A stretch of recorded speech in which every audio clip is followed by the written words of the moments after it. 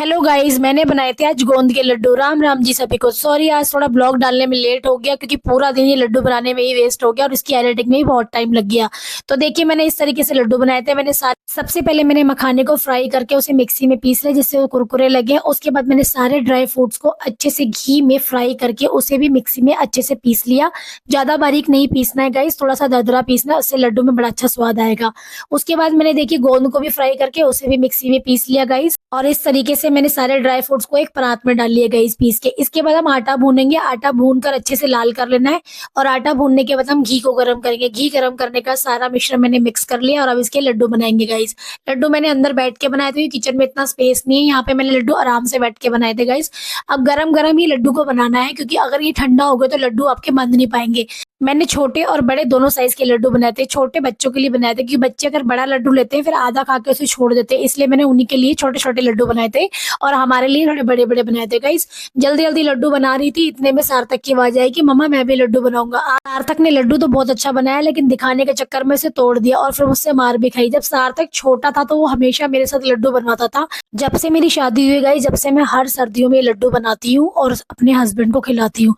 और सार्थक को तो जबरदस्ती खिलाने पड़ते हैं। देखिए गाइस, बड़े साइज के लड्डू बना दिए अपने लिए और छोटे बच्चों के लिए, क्योंकि सर्दियों में हेल्दी बहुत होते हैं और गर्माहट भी देते हैं हमारे शरीर को। देखिए सार्थक ने लड्डू बना दिया और खुश बहुत हो रहा है कि और बोल रहा है कि मैंने मम्मा अब तो अच्छा लड्डू बनाया है, और मैंने भी उसकी तारीफ कर दी। बच्चे कुछ भी ऐसा काम करें तो उन्हें अप्रिशिएट करना चाहिए।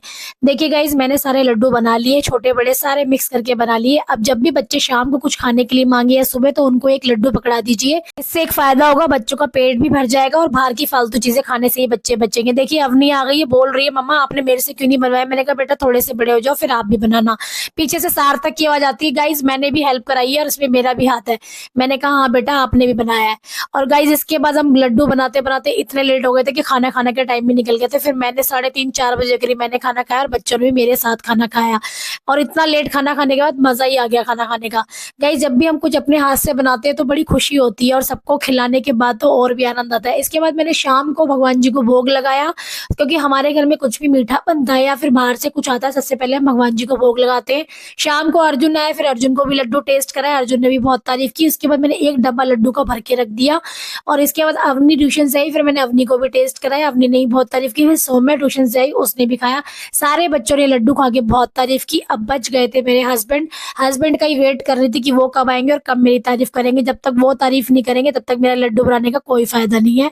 फाइनली मेरे हस्बैंड आ चुके हैं और मैंने अपने हस्बैंड को अपने हाथ से खिलाया और उन्होंने बहुत तारीफ की। गाइस आपको आज का ब्लॉग कैसा लगा कमेंट करके जरूर बताइएगा। मिलते हैं नेक्स्ट ब्लॉग में, तब तक राधे राधे।